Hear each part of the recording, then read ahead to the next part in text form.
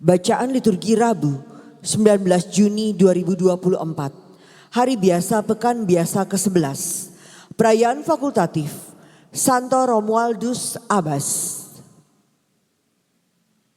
Bacaan dari kitab kedua Raja-Raja. Pada waktu itu Elia dan Elisa sedang berjalan dari Gilgal. Dan ketika mereka ada di kota Yeriko, berkatalah Elia kepada Elisa, "Baiklah, engkau tinggal di sini, sebab Tuhan menyuruh aku ke sungai Yordan." Jawab Elisa, "Demi Tuhan yang hidup dan demi hidupmu sendiri, sesungguhnya aku tidak akan meninggalkan dikau." Lalu berjalanlah keduanya. 50 orang dari rombongan Nabi di Yeriko ikut berjalan dengan mereka. Tetapi mereka memandang dari jauh ketika Elia dan Elisa berdiri di tepi sungai Yordan. Lalu Elia mengambil jubahnya, digulungnya dan dipukulkannya ke atas air. Maka terbagilah air itu ke sebelah sini dan ke sebelah sana. Lalu keduanya menyeberang dengan berjalan di tanah yang kering.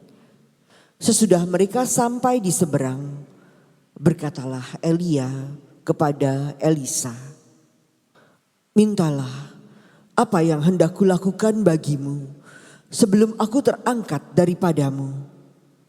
Jawab Elisa, "Semoga aku mewarisi 2 bagian dari rohmu." Berkatalah Elia, "Apa yang kau minta itu sukar. Tetapi jika engkau dapat melihat aku terangkat daripadamu, akan terjadilah bagimu seperti yang kau minta. Jika tidak, ya tidak akan terjadi." Sedang mereka berjalan terus sambil bercakap-cakap, tiba-tiba datanglah kereta berapi dengan kuda berapi memisahkan keduanya. Lalu naiklah Elia ke surga dalam angin badai. Melihat itu berteriaklah Elisa, "Bapakku, Bapakku, kereta Israel dan orang-orang yang berkuda." Kemudian Elia tidak kelihatan lagi oleh Elisa. Maka Elisa merenggut pakaiannya dan dikoyakkannya menjadi 2. Sesudah itu ia memungut jubah Elia yang telah terjatuh. Lalu Elisa berjalan hendak pulang dan berdiri di tepi sungai Yordan. Dipukulkannya jubah Elia yang telah terjatuh itu ke atas air sambil berseru, "Di manakah Tuhan Allah Elia?" Maka terbagilah air itu ke sebelah sini dan ke sebelah sana. Lalu Elisa menyeberang. Demikianlah sabda Tuhan. Syukur kepada Allah. Kuatkanlah dan teguhkanlah hatimu, hai semua orang yang berharap kepada Tuhan. Kuatkanlah dan teguhkanlah hatimu, hai semua orang yang berharap kepada Tuhan. Alangkah limpahnya kebaikanmu yang telah kau lakukan di hadapan manusia bagi orang yang berlindung padamu. Kuatkanlah dan teguhkanlah hatimu, hai semua orang yang berharap kepada Tuhan. Engkau menyembunyikan mereka dalam naungan wajahmu terhadap persekongkolan orang-orang.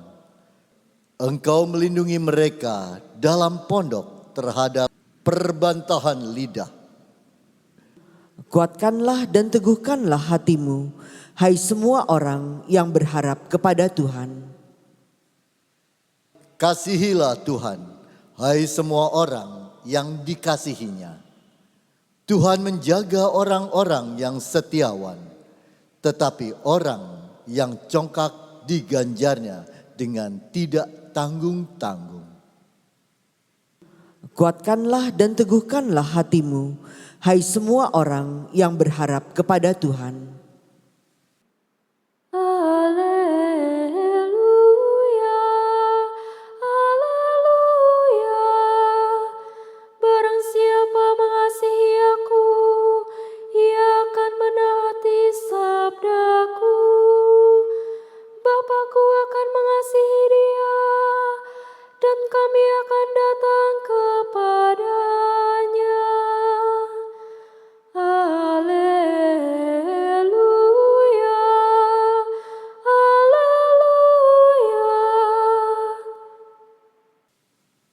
Inilah Injil suci menurut Matius. Dimuliakanlah Tuhan. Dalam khotbah di bukit, Yesus bersabda, "Hati-hatilah, jangan sampai melakukan kewajiban agamamu di depan orang supaya dilihat. Sebab jika demikian, kalian tidak memperoleh upah dari Bapamu di surga.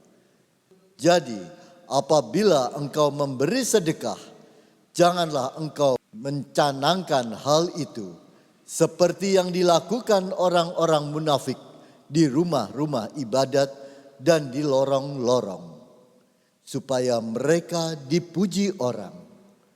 Aku berkata kepadamu, mereka sudah mendapat upahnya. Tetapi jika engkau memberi sedekah, janganlah tangan kirimu tahu apa yang diperbuat tangan kananmu. Hendaklah sedekahmu itu diberikan dengan tersembunyi. Maka Bapamu yang melihat yang tersembunyi akan membalasnya kepadamu. Dan apabila kalian berdoa, janganlah berdoa seperti orang munafik. Mereka suka mengucapkan doanya dengan berdiri dalam rumah-rumah ibadat dan pada tikungan-tikungan jalan raya, supaya mereka dilihat orang. Aku berkata kepadamu, mereka sudah mendapat upahnya. Tetapi jikalau engkau berdoa, masuklah ke dalam kamarmu, tutuplah pintu, dan berdoalah kepada Bapamu yang ada di tempat tersembunyi.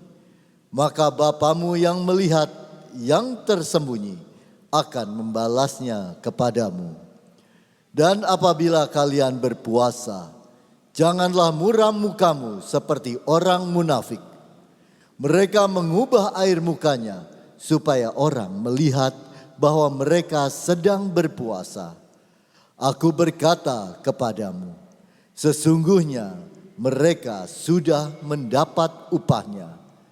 Tetapi apabila engkau berpuasa, minyakilah kepalamu dan cucilah mukamu, supaya jangan dilihat orang bahwa engkau sedang berpuasa, melainkan hanya oleh Bapamu yang ada di tempat tersembunyi.